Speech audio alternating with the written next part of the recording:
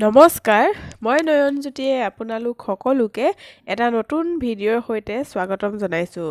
আজিৰ ভিডিঅ'ত আলোচনা কৰিম আহোম যুগৰ স্থাপত্য ভাস্কৰ্যৰ ওপৰত। আহোম যুগৰ স্থাপত্য ভাস্কৰ্য বুলি ক'লে প্ৰধানকৈ সেই সময়ছোৱাত ৰজাসকলে নিৰ্মাণ কৰি থৈ যোৱা মঠ মন্দিৰ, দেৱালয়, অট্টালিকা আৰু শিলৰ সাঁকোসমূহক বুজা যায়। আহোমসকলে প্ৰথম অৱস্থাত তেওঁলোকে মঠ মন্দিৰ, দেৱালয়সমূহ কাঠ, বাঁহ আৰু খেৰেৰে নিৰ্মাণ কৰিছিল।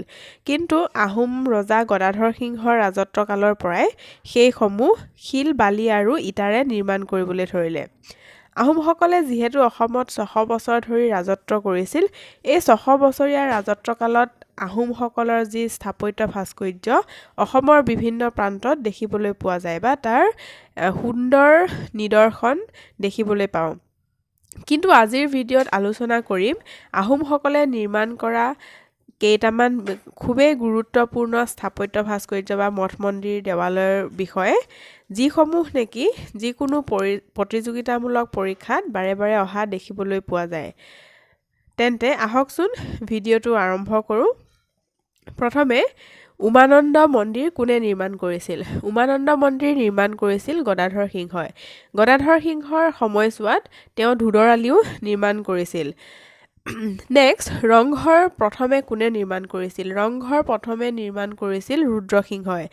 তাৰ উপৰিও ৰংঘৰ কোনে পুনৰ নিৰ্মাণ কৰিছিল বুলিও প্ৰশ্নটো আহিব পাৰে।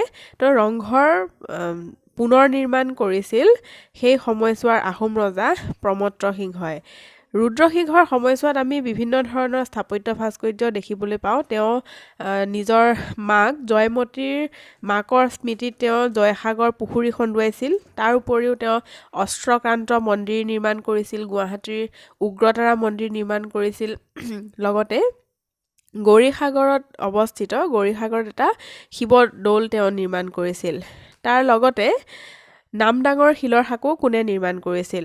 ৰামদাঙৰ শিলৰ সাঁকো নিৰ্মাণ কৰিছিল ৰুদ্ৰসিংহই। আৰু এই নামদাঙৰ শিলৰ সাঁকোৰ এটা মহত্ব আছিল যে এই সাঁকোখন এটা শিল বা এচটা শিলৰ ওপৰতে নিৰ্মাণ কৰা হৈছিল। নেক্সট, ৰংঘৰ কোনে নিৰ্মাণ কৰিছিল? এতিয়া ৰংঘৰ পুনৰ নিৰ্মাণ কৰিছিল প্ৰমত্ত সিংহই, কিন্তু প্ৰথম নিৰ্মাণ কৰিছিল ৰুদ্ৰসিংহই। কুৱেশ্যনটো ইয়াতে দুই প্ৰকাৰেও আহিব পাৰে যে প্ৰথমে কোনে নিৰ্মাণ কৰিছিল? তো প্ৰথমে ৰংঘৰ নিৰ্মাণ কৰিছিল ৰুদ্ৰসিংহই, কিন্তু পুনৰ নিৰ্মাণ কৰিছিল বুলি যদি আহে তেতিয়াহ'লে ৰংঘৰ পুনৰ নিৰ্মাণ কৰিছিল আহোম ৰজা প্ৰমত্ত সিংহই। তেওঁ ১৭৪৪ পৰা ৫০ খ্ৰীষ্টাব্দৰ সময়ছোৱাত ৰংঘৰ পুনৰ নিৰ্মাণ কৰিছিল শিল, বালি আৰু ইটাৰে। প্ৰমত্ত সিংহৰ সময়ছোৱাত তেওঁ শুক্লেশ্বৰ মন্দিৰো নিৰ্মাণ কৰোৱাইছিল। নেক্সট, তলাতল ঘৰ কোনে নিৰ্মাণ কৰিছিল? তলাতল ঘৰ নিৰ্মাণ কৰিছিল ৰাজেশ্বৰ সিংহই। ৰংপুৰত তলাতল ঘৰ নিৰ্মাণ কৰা হৈছিল। তাৰ উপৰিও ৰাজেশ্বৰ সিংহৰ দিনত কাৰেংঘৰ কোনে সজাইছিল বুলিও আহিব পাৰে।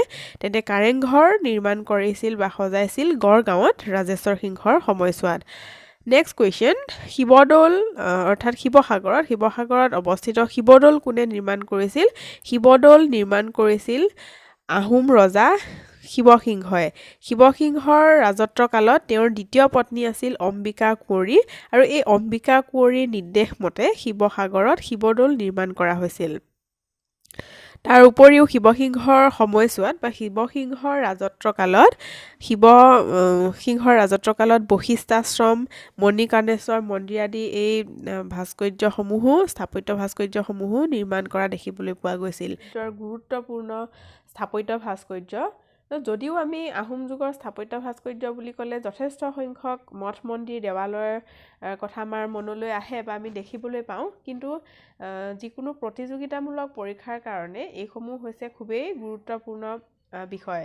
তো আজিৰ ভিডিঅ'টোত ইমানখিনিয়ে আছিল। যদি মোৰ ভিডিঅ'টো চাই আপোনালোকৰ ভাল লাগে তেতিয়াহ'লে লাইক কৰিব, কমেণ্ট কৰি জনাবলৈ নাপাহৰিব।